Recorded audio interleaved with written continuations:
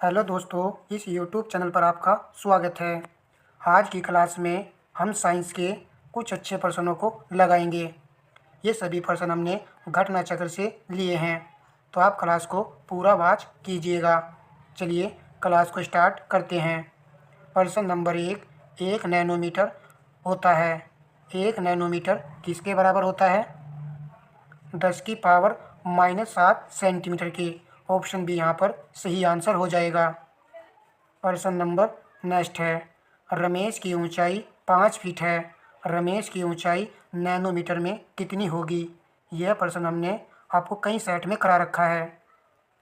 जो regular class देख रहे होंगे तो इस प्रश्न को गलत बिल्कुल भी नहीं करेंगे, क्योंकि आरओ में भी इस टाइप का प्रश्न ही पूछा गया था। यहाँ पर दिया गया है रमेश की ऊंचाई 5 फीट है। इस प्रश्न को तभी हल किया जा सकता है जब आपको 1 फीट का मान पता हो। तो 1 फीट बराबर होता है 0.305 मीटर के। अब आप फीट के स्थान पर ये वाली वैल्यू रख दीजिए, 5 फीट। तो यहाँ पर रखेंगे 5 गुना 0.305 मीटर। अब आप इसकी गुना कर लीजिए। गुना करने पर आएगा, यहाँ पर ये आ जाएगा।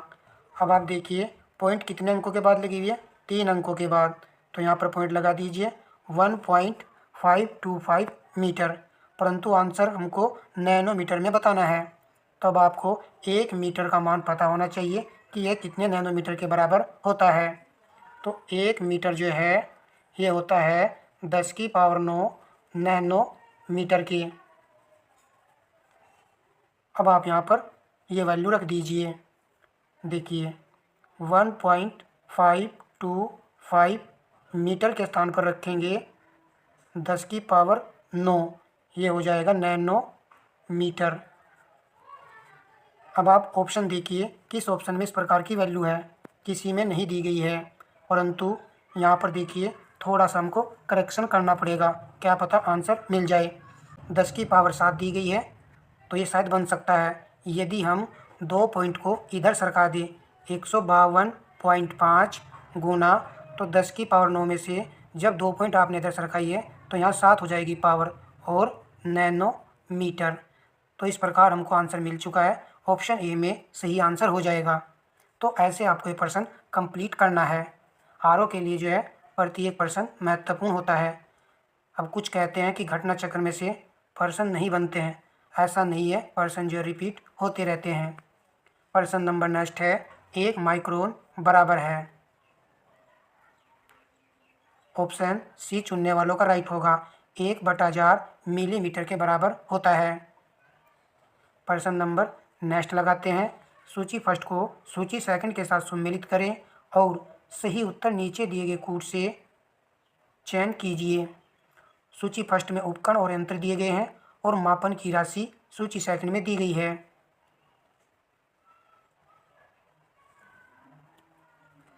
मीटर से किसको मापा जाता है? धारा को।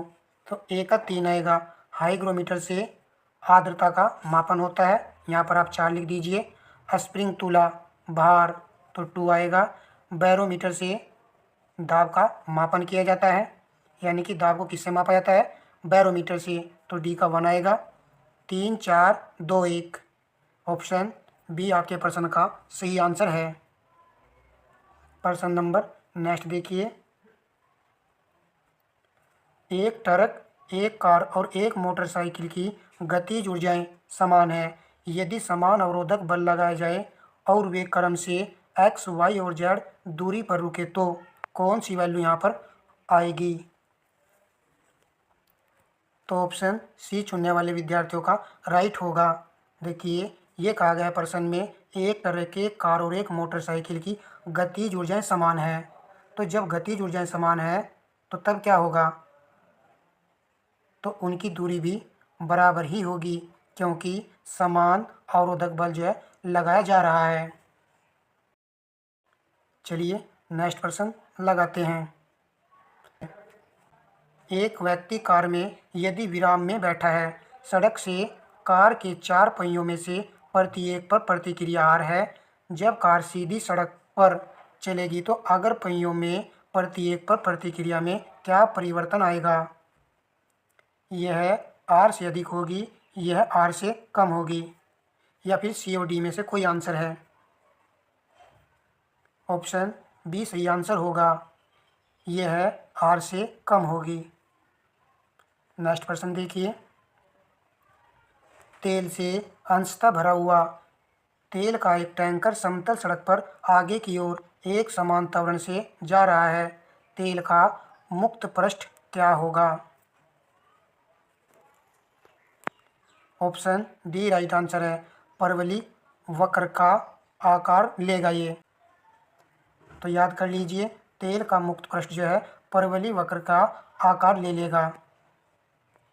सभी प्रश्न जो है पूछे गए हैं। प्रश्न नंबर नेक्स्ट है, यदि पृथ्वी और सूर्य की दूरी जो है उसके स्थान पर दोगुनी होती है तो सूर्य द्वारा पृथ्वी पर गुरुत्वाकर्षण बल जो पड़ता है वह होता है। गुरुत्वाकर्षण बल का फॉर्मूला क्या होता है? F बराबर m1 m2 अपॉन r² होता है। देखिए हम सभी इस पॉइंट को जानते हैं, परंतु बस लगाने की देरी थी।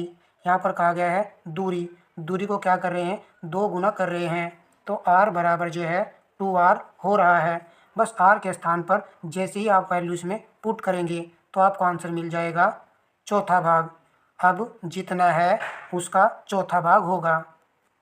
चलिए आसानी से प्रश्न को हमने हल कर लिया है। प्रश्न नंबर 9 है, जिस ताप पर पानी का घनत्व अधिकतम होता है वह है। ऑप्शन ए राइट आंसर होगा, 4 डिग्री सेल्सियस। देखिए प्रश्न जो है ये बार बार पूछा जाता है। हम आपको जीएस में मॉक टेस्ट भी उपलब्ध करा रहे हैं, तो मॉक टेस्ट के माध्यम से भी हम आपको अच्छे प्रश्न उपलब्ध करा रहे हैं। प्रश्न नंबर 10 है, कथन कारण का प्रश्न है। लोहे का एक गोला पारद पर तैरता है किंतु पानी में डूब जाता है। लोहे का आपेक्षिक घनत्व पारद के आपेक्षिक घनत्व से अधिक होता है, तो कूट के माध्यम से सही उत्तर का चयन करना है।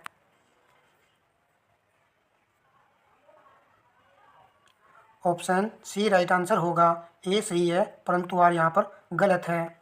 देखिए लोहे का एक गोला पारद पर तैरता किंतु पानी में डूब जाता है।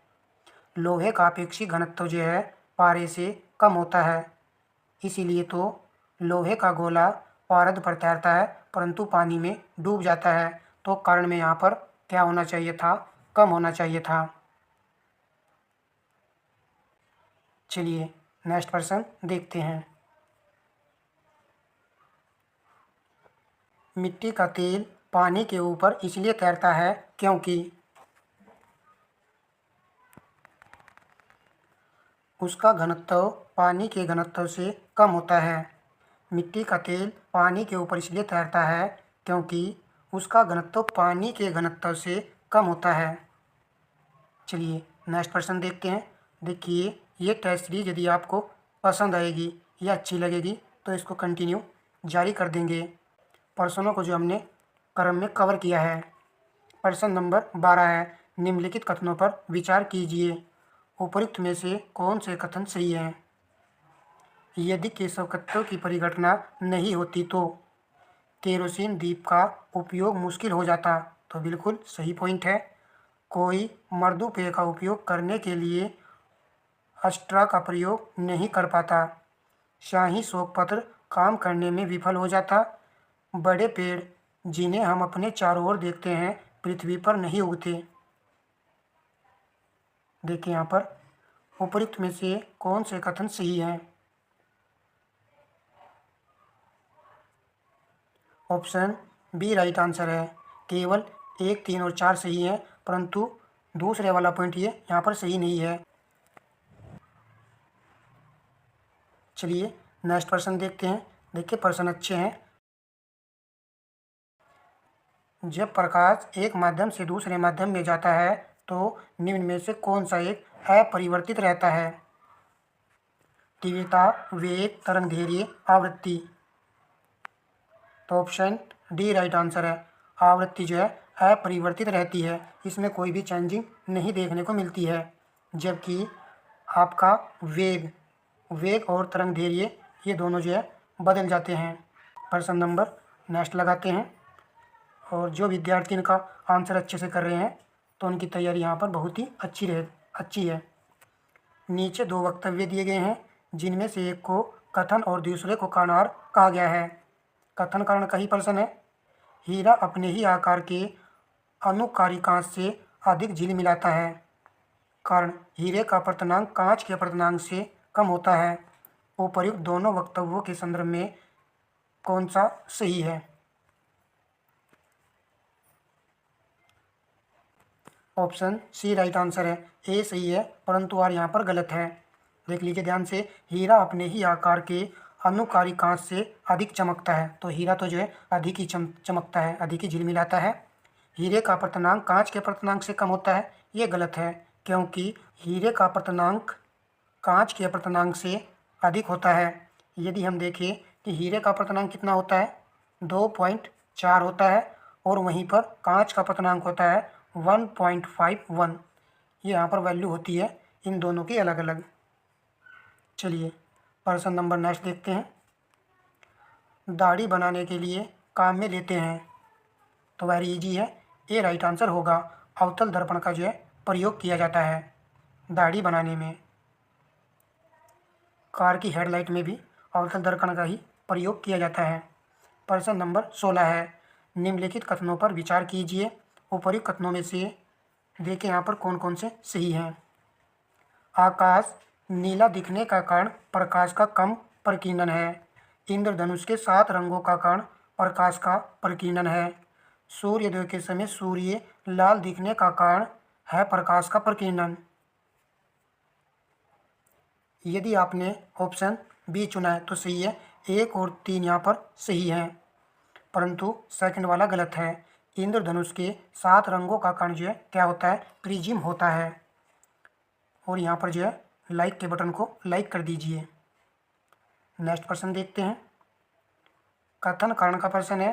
प्रकाश के दृश्य वर्णक्रम में लाल प्रकाश हरे प्रकाश की अपेक्षा अधिक ऊर्जास्वी होता है।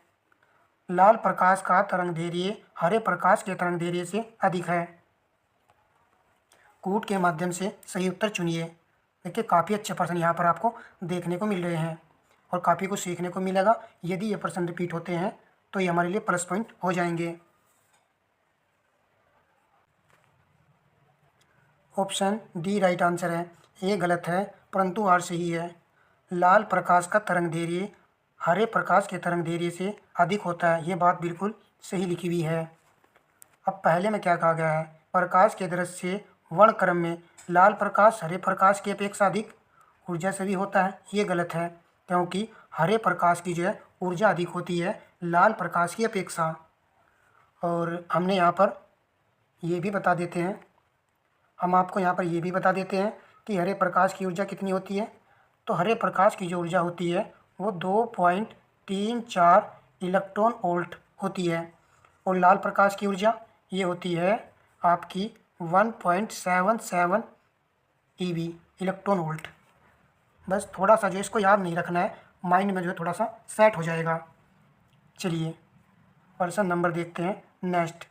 निकट दृष्टि दोष दूर करने के लिए निम्नलिखित में से कौन सा लेंस उपयोग में लाया जाता है? तो ऑप्शन बी राइट आंसर है। नोथोदर कॉनकेव लेंस का प्रयोग किया जाता है निकट दृष्टि दोष को ठीक करने के लिए। अवतल लेंस जो हम प्रयोग में लाते हैं। प्रश्न नंबर नेक्स्ट है। निम्नलिखित कथनों पर विचार कीजिए। यदि कोई व्यक्ति पानी भरी बाल्टी में पड़े एक सिक्के को देखता है तो उसे सिक्का अपने वास्तविक स्थल से अपेक्षाकृत निकट लगेगा। तो ये पॉइंट यहाँ पर बिल्कुल सही लिखा हुआ है। यदि जल के अंदर कोई व्यक्ति जल तल से ऊपर एक सिक्के को देखता है तो सिक्का अपने वास्तविक स्थल से अपेक्षाकृत अधिक ऊंचाई पर लगेगा। दोनों पॉइंट में सिक्के की चर्चा की जा रही है तो ये भी यहाँ पर सही है। दोनों ही कथन यहाँ पर सही हो जाएंगे। सही का ही चयन करना था। और ये परिघटना किसके कारण होती है? आप सब जानते हो, अपवर्तन के कारण ऐसा होता है। प्रश्न नंबर नेक्स्ट है, यदि किसी ऐनक के लेंस की पावर 2 डायोप्टर हो तो इसके फोकस दूरी होगी। तो इसकी फोकस दूरी यहाँ पर क्या रहेगी? ऐसा प्रश्न है कि इस बार एग्जाम में छप सकता है। फोकस दूरी निकालनी है तो P बराबर 100/f सेंटीमीटर। तो लेंस की पावर 2 डायोप्टर आपको दी गई है, तो 2 यहाँ पर रख दीजिए और 100 इधर रखा रहने दीजिए। f जो है नीचे रख दीजिए, ऊपर आप इसको काट लीजिए, या फिर आप यहाँ पर f बराबर 100/2 कर दीजिए, और जैसे इसको काटेंगे कितना आएगा? 50 सेंटीमीटर आ जाएगा। तो ऑप्शन सी राइट आंसर होगा। प्रश्न नंबर देखते हैं नेक्स्ट। कथन कारण का प्रश्न है, कर्षण छिद्र एक ऐसा खगोलीय अस्तित्व है जिसे दूरबीन से नहीं देखा जा सकता। कारण, कर्षण छिद्र पर गुरुत्व क्षेत्र इतना प्रबल होता है कि यह प्रकाश को भी बच निकलने नहीं देता है। तो देखिए यहाँ पर क्या दोनों सही हैं और व्याख्या भी कर रहे हैं, या फिर इनमें से कोई गलत है? तो यहाँ पर कथन भी सही है और कारण भी सही है, और ये एक दूसरे की व्याख्या भी कर रहे हैं। तो आंसर हो जाएगा ऑप्शन ए। कर्षण छिद्र ब्लैक होल ऐसी खगोलीय घटना है जिसको दूरबीन से नहीं देखा जा सकता। तो बिल्कुल सही लिखा हुआ था। कर्षण छिद्र पर गुरुत्व क्षेत्र इतना प्रबल होता है कि यहाँ से प्रकाश भी बच नहीं निकल सकता, उसको भी ये क्या कर लेता है? अब्जॉर्ब कर लेता है। प्रश्न नंबर देखते हैं नेक्स्ट। तेल का एक बैरल निम्न में से लगभग कितना होता है? तो ये भी एक अच्छा प्रश्न है। ऑप्शन बी राइट आंसर होगा, 159 लीटर। प्रश्न नंबर नेक्स्ट है, निम्नलिखित कथनों पर विचार कीजिए। एक सामान्य दोलक का दोलन चल रहा है, ऐसे में। ये काफ़ी महत्वपूर्ण प्रश्न है, इसको आप यहाँ पर लगाने की पूरी कोशिश कीजिएगा। एक सामान्य दोलक का दोलन चल रहा है, ऐसे में जब गोला माध्यम स्थान से गुजरता है तो त्वरण शून्य होता है। हर आवर्तन में गोलक 2 बार किसी एक निर्दिष्ट वेग को प्राप्त करता है। दोलन के दौरान जब गोला चरम स्थिति पर पहुंचता है उसके गति और वेग दोनों शून्य होंगे। सामान्य दोलक का दोलन आयाम समय के साथ साथ कम होता जाता है। इनमें से कौन कौन से सही हैं? मोस्ट इम्पोर्टेंट प्रश्न है, बन सकता है एग्जाम में।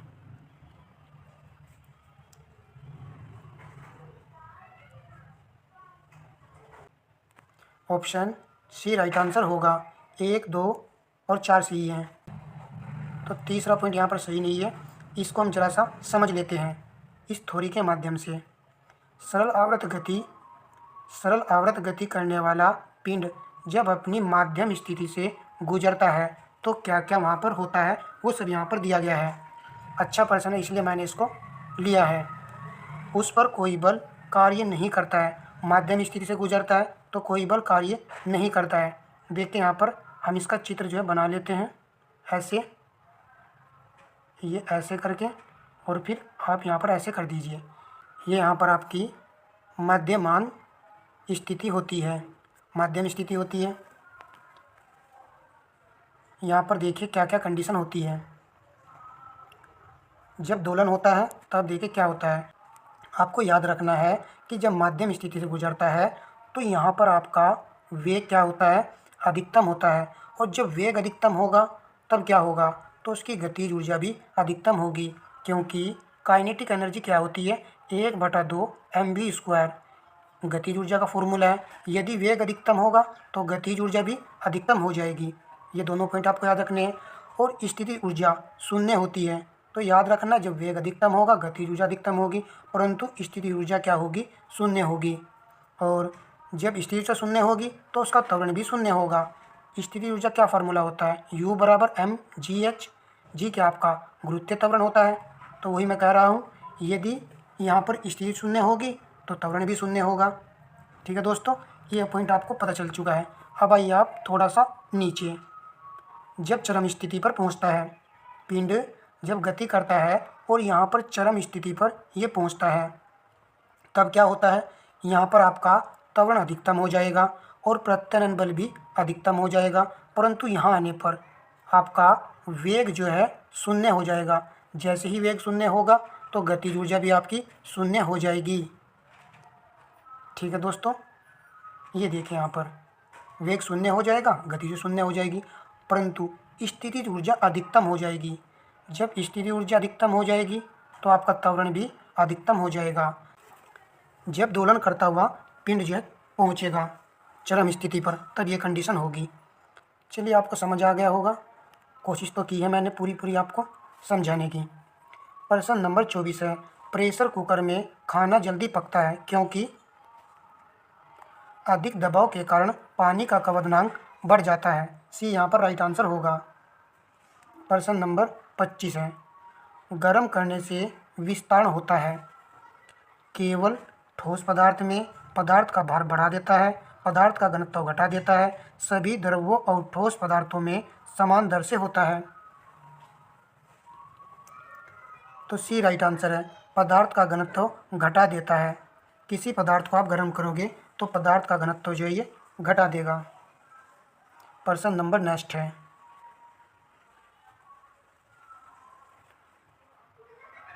पंद्रह किलोग्राम की एक वस्तु जब भूमि से 10 मीटर की ऊंचाई पर हो तो तब इसमें निहित ऊर्जा, यहाँ पर रिक्त स्थान फिल करना होती है। दिया गया आपको जी का मान। तो न्यूमेरिकल टाइप भी एक प्रश्न आया था और आगे भी आ सकता है।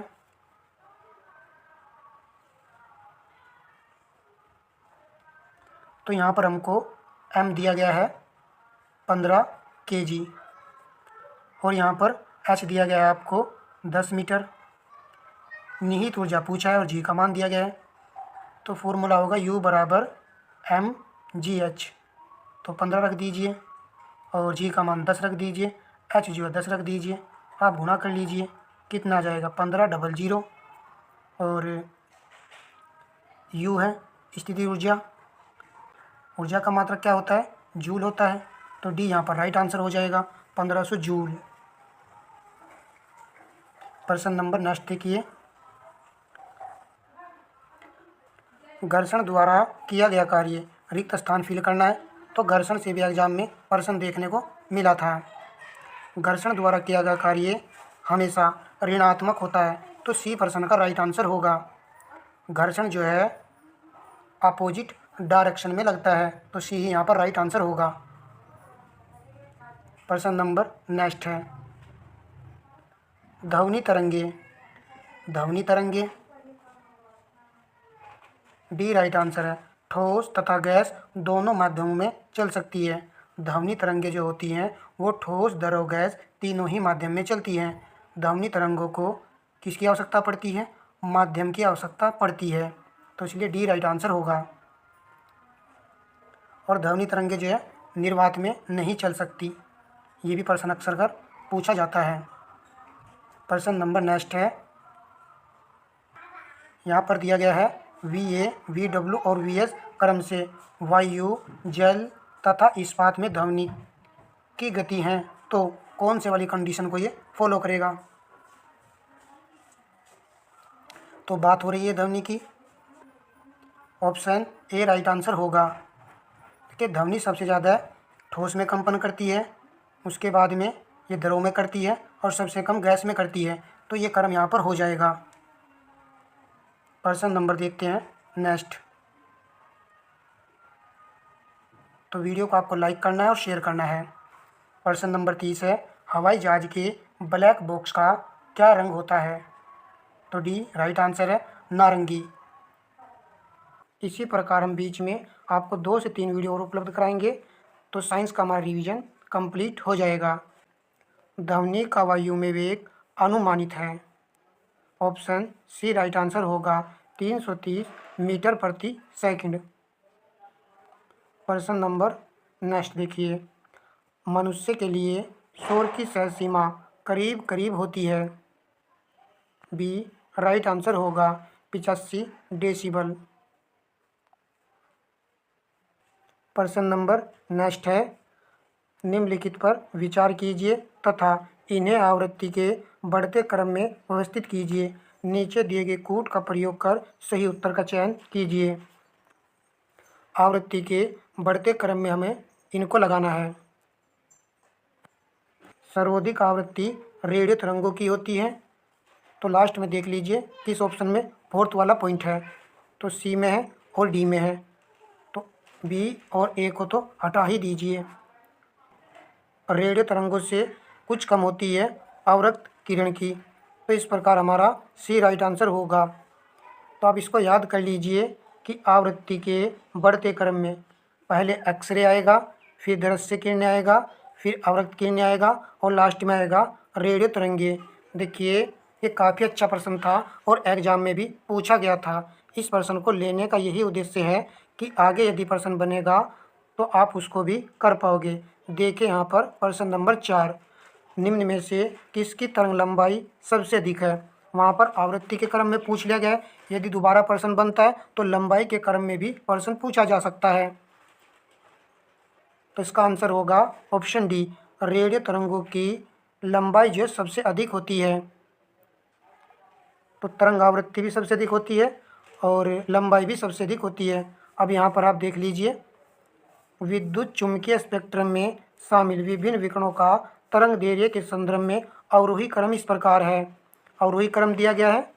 तो देखिए सबसे अधिक जो है रेडियो तरंगों की होती है, फिर माइक्रोवेव आएगा, फिर अवरक्त विकिरण आएगा, फिर दृश्य प्रकाश आएगा, फिर पराबैंगनी विकिरण आएगा, फिर एक्सरे किरण आएगा और लास्ट में आएगा गामा किरण। ये दिया गया है हमको अवरोही क्रम। तो आपको याद रखना है असेंडिंग ऑर्डर और डिसेंडिंग ऑर्डर, किसी एक को आप याद कर सकते हो। देखिए यहाँ पर लिखा हुआ है रेडियो तरंगों की तरंग दैर्ध्य सर्वाधिक होती है और गामा किरणों की तरंग दैर्ध्य न्यूनतम होती है। तो इसको आप याद कैसे रखेंगे, थोड़ी सी ट्रिक बना लीजिए आरोही क्रम की। तो पहले आएगा गामा किरण, तो इसको जी से प्रेजेंट कर लीजिए। फिर आएगा एक्स किरण, एक्स लिख लीजिए। फिर आएगा पराबैंगनी किरण, इसको आप पी लिख लीजिए। फिर आएगा दृश्य प्रकाश, तो इसको डी लिख लीजिए। फिर आएगा अवरक्त विकिरण, इसको ए लिख लीजिए। फिर आएगा माइक्रोवेव, यहाँ पर एम लिख लीजिए और यहाँ पर लिख लीजिए रेडियो तरंग यानी कि आर। अब देखिए याद हो जाएगा जी एक्स, इसको इतना याद कर लीजिए, पी डी ए और लास्ट में याद कर लीजिए एम आर।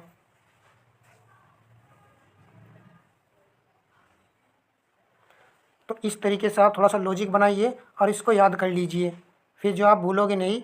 ये टोटल नंबर यहाँ पर हैं 1, टोटल नंबर यहाँ पर है 1 2 3 4 5 6 7 नंबर है ये। तो 7 नंबर होते हैं, इन सातों को आप याद कर लीजिए। प्रश्न आगे बनेगा तो आप आसानी से कर जाओगे। देखिए मैंने इसलिए कराया है, यदि प्रश्न दोबारा बन भी गया तो मैं 100% कह रहा हूँ 50% विद्यार्थी सही नहीं करेंगे। चलिए इसीलिए मैंने ये प्रश्न लिया था। अब आप यहाँ पर देखिए 50 वाट के एक बल्ब को 4 घंटे तक स्विच ऑन रखा जाता है, प्रयुक्त विद्युत धारा की इकाई होगी। हमने पिछली बार भी ये प्रश्न कराया था और एग्जाम में भी इससे प्रश्न बना था। अब आप देख लीजिए आसान प्रश्न है। 100 वाट के एक बल्ब को 4 घंटे तक स्विच ऑन रखा जाता है। तो 100 में आप 4 की सीधे सीधे मल्टीप्लाई कर लीजिए, कितना आ जाएगा 400 आ जाएगा। अब यहाँ पर ऊर्जा की इकाई पूछा है तो क्या करना पड़ेगा, 1000 से डिवाइड करना पड़ेगा। तो जैसे ही आप इसको डिवाइड करोगे डी ऑप्शन आपको उपलब्ध हो जाएगा 0.4। प्रश्न नंबर नेक्स्ट देखिए, मोटर कार बैटरी के संबंध में निम्नलिखित कथनों पर विचार कीजिए और सही कथन चुनना है हमको। वोल्टता सामान्यतः 12 वोल्ट होती है। प्रयुक्त विद्युत अपघट्य हाइड्रोक्लोरिक अम्ल होता है। इलेक्ट्रोड सीसा और ताम्र होते हैं। धारिता को एम्पियर घंटा में व्यक्त करते हैं। आपने पढ़ा होगा तो आंसर कीजिए। जिन विद्यार्थियों ने डी विकल्प चुना है तो सही है और जिन्होंने नहीं चुना है अब आप देख लीजिए तैयारी आपकी किस लेवल पर चल रही है। तो याद रखना है वोल्टता सामान्यतः 12 वोल्ट होती है, इसको आपको याद रखना है। और धारिता को एम्पियर घंटा में व्यक्त करते हैं, ये यहाँ पर सही है।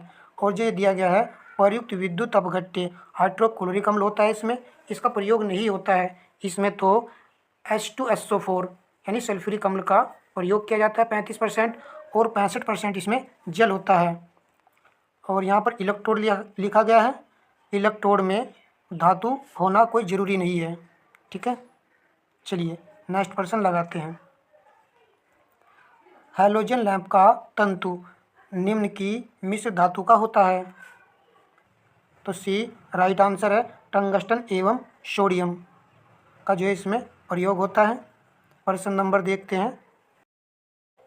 कुछ युक्तियाँ एवं संबंधित ऊर्जा रूपांतरण नीचे दिए गए हैं। देख लीजिए यहाँ पर। इलेक्ट्रिक जनरेटर यांत्रिक से विद्युत ऊर्जा में रूपांतरण करता है। इलेक्ट्रिक मोटर विद्युत से यांत्रिक। डीजल इंजन प्रकाश से विद्युत दिया गया है। सोलर सेल रासायनिक से यांत्रिक दिया गया है। तो यहाँ पर आपको आंसर चुनना है। नीचे उपरोक्त युग्मों में से कौन सा युग्म सुमेलित है। यहाँ पर फर्स्ट वाला सही है, सेकंड वाला सही है, थर्ड और फोर्थ सही नहीं है। डीजल इंजन जो है वो क्या करता है, रासायनिक से यांत्रिक में बदलता है। और सोलर सेल ये आपका प्रकाश से विद्युत में ऊर्जा का रूपांतरण करते हैं। चलिए प्रश्न नंबर नेक्स्ट देखते हैं। इसका आंसर हो जाएगा ऑप्शन ए विकल्प।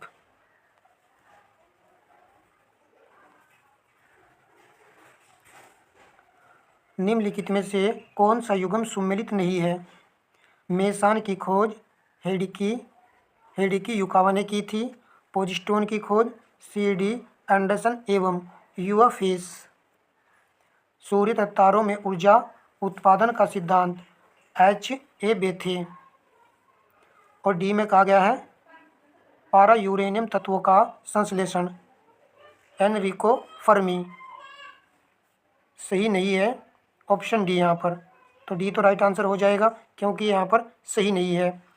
तो इसका संश्लेषण किया था GTC बोरग ने किया था। GTC बोरग ने जो है इसमें जो महत्वपूर्ण योगदान दिया था अपना। तो याद कर लेना है, जैसे कि सी वाला पॉइंट इसको याद कर लीजिए H.A. बेथे। तो ऐसा प्रश्न एग्जाम में बना था। चलिए प्रश्न नंबर देखिए नेक्स्ट। निम्न कणों में से कौन है जिसका आविष्कार करने का दावा किया जा रहा है। अल्बर्ट आइंस्टाइन के सापेक्षता सिद्धांत को गलत साबित करने के जोखिम में डाल सकता है। ए राइट आंसर होगा माइक्रोवेव फोटॉन। प्रश्न नंबर नेक्स्ट है। निम्न कथनों पर विचार कीजिए। नाभिकीय रिएक्टर में स्वपोषी श्रृंखला अभिक्रिया संभव है क्योंकि प्रत्येक विखंडन अभिक्रिया में अपेक्षाकृत अधिक न्यूट्रॉन निर्मुक्त होते हैं। न्यूट्रॉन विखंडन प्रक्रियाओं में तुरंत हिस्सा लेते हैं। द्रुत न्यूट्रॉन ग्रेफाइट द्वारा धीमे किए जाते हैं। विखंडन प्रक्रियाओं में निर्मुक्त हर न्यूट्रॉन आगे और विखंडन की शुरुआत करता है। सही का चयन करना है। तो यहाँ पर पहले वाला और तीसरे वाला पॉइंट तो सही है। बी यहाँ पर राइट आंसर होगा। जिन विद्यार्थियों ने बी चुना है तो बिल्कुल सही है। न्यूट्रॉन विखंडन प्रक्रियाओं में तुरंत हिस्सा लेते हैं, ये गलत लिखा हुआ है। और ये फोर्थ वाला पॉइंट भी गलत लिखा हुआ है। विखंडन प्रक्रियाओं में निर्मुक्त हर न्यूट्रॉन आगे और विखंडन की शुरुआत करता है। बस अच्छे से देख लीजिए क्योंकि प्रश्न रिपीट होगा तो फिर आसानी से लग जाएगा। प्रश्न नंबर 12 है। निम्नलिखित में से कौन ईंधन नहीं है। तो डी राइट आंसर है हीलियम। हीलियम क्या है, यह एक नोबल गैस है। प्रश्न नंबर 13 है। नाभिकीय रिएक्टर और परमाणु बम में यह अंतर है कि।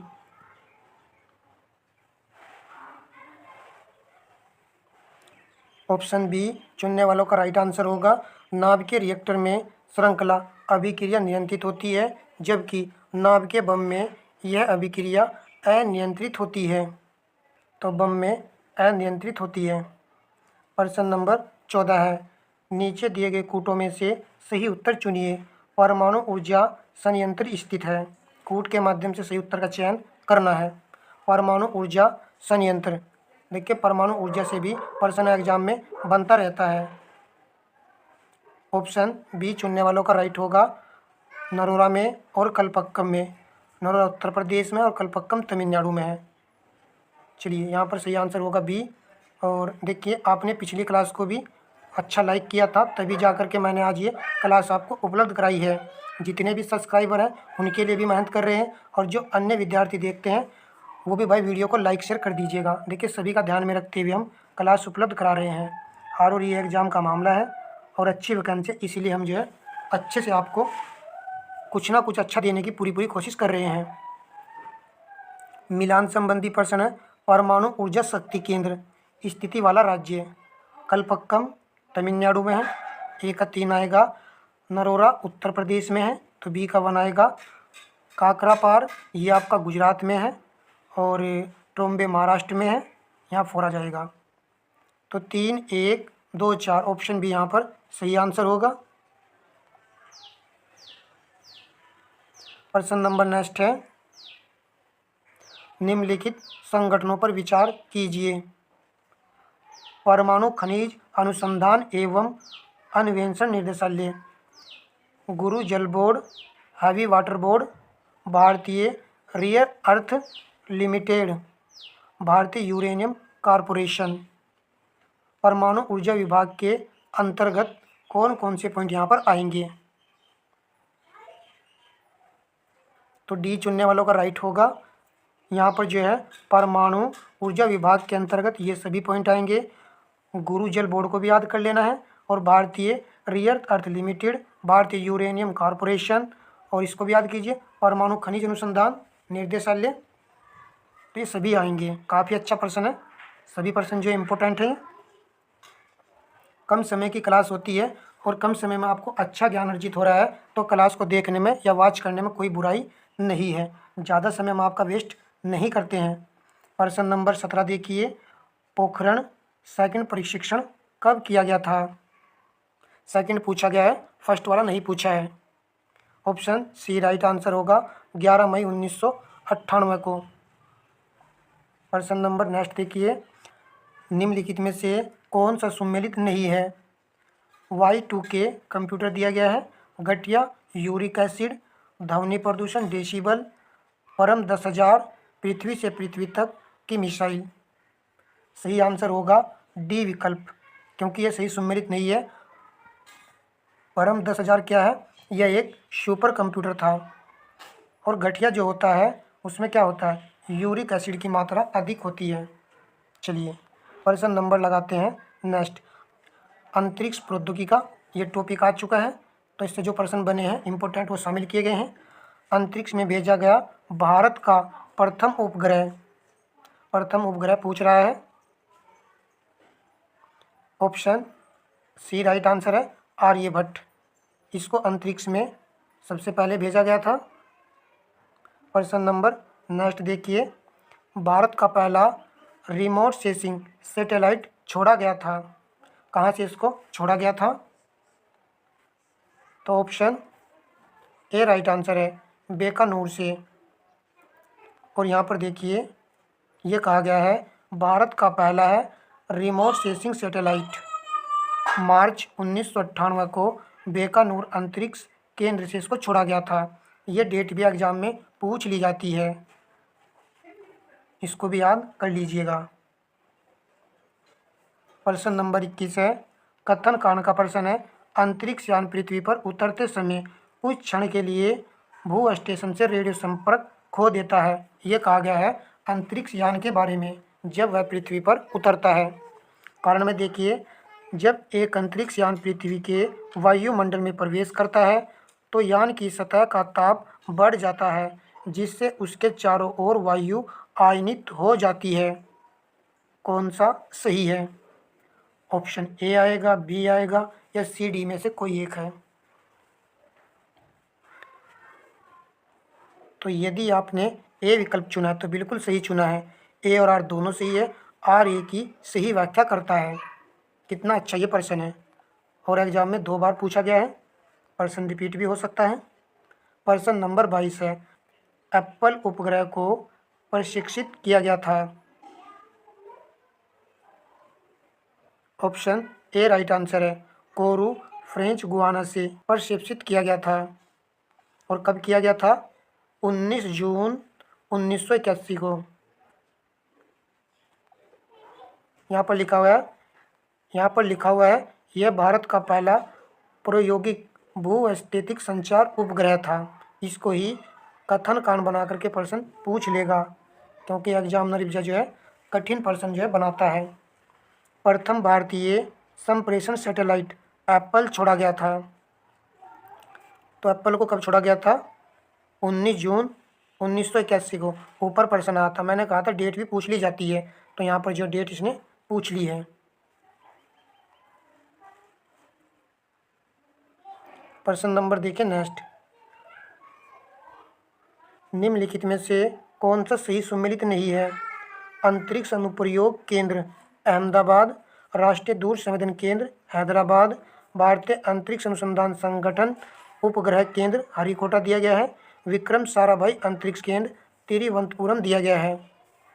सही नहीं है सी ऑप्शन वाला, भारतीय अंतरिक्ष अनुसंधान संगठन हरिकोटा में नहीं है। ये कहाँ पर है? बंगलुरु कर्नाटक में है। अन्य सभी पॉइंट यहाँ पर सही लिखे हुए हैं। तो केंद्र और स्थान से भी प्रश्न बनता है। प्रश्न नंबर 25 है, जेट इंजन और रॉकेट के बारे में निम्नलिखित कथनों पर विचार कीजिए। कौन सा कथन सही है? जेट इंजन अपनी ऑक्सीजन पूर्ति के लिए परिवेश की वायु का उपयोग करता है, अतः यह अंतरिक्ष में गति के लिए अनुपयुक्त है। रॉकेट अपनी ऑक्सीजन पूर्ति के रूप में और ईंधन साथ ले जाता है। यहाँ पर ये सभी लिखा हुआ है, supply of oxygen in form of gas and fuel, ये सब यही लिखा हुआ है। तो सही होगा सी विकल्प। एक और दो दोनों यहाँ पर सही हैं, तो दोनों को ध्यान से देख लीजिए। जेट इंजन अपनी ऑक्सीजन पूर्ति के लिए परिवेश की वायु का प्रयोग करता है। नेक्स्ट प्रश्न पर चलते हैं। निम्न तापी इंजनों का अनुप्रयोग होता है। तो सी राइट आंसर है, रॉकेट प्रौद्योगिकी में।